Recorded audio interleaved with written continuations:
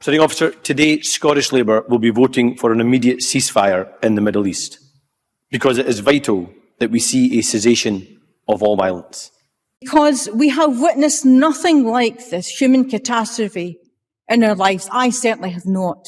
The daily, unrelenting, indiscriminate, enormous firepower, carpet bombing of hospitals, schools and people's homes, and not least the loss of life, including 5,000 children, the inhumane withdrawal of food and water and internet, and the deliberate dismantling of the Gaza healthcare system constitutes completely disproportionate action.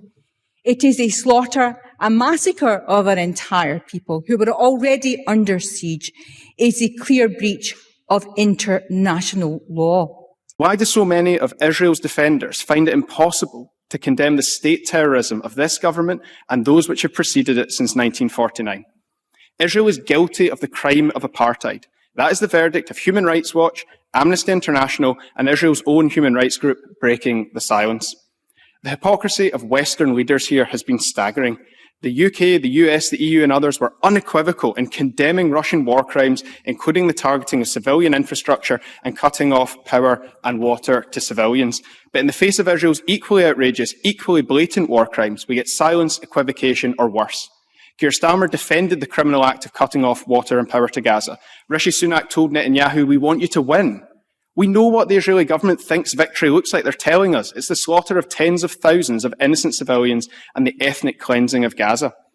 And the result of the vote on motion 11342 in the name of Hunza Yousaf as amended is yes 90, no 28. There were no abstentions. The motion is therefore agreed, and that concludes.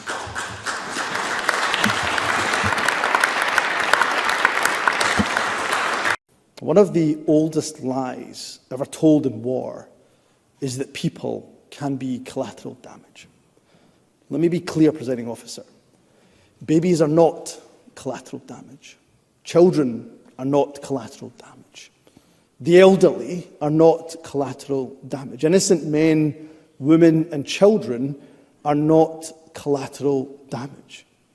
They are human beings who deserve to live, who deserve to grow old, not be killed for the crimes of others. The Scottish Government has repeatedly made clear that Israel has a right, like any other country in the world, to protect its citizens from terror. However, no country, Israel included, has a right to ignore international humanitarian law.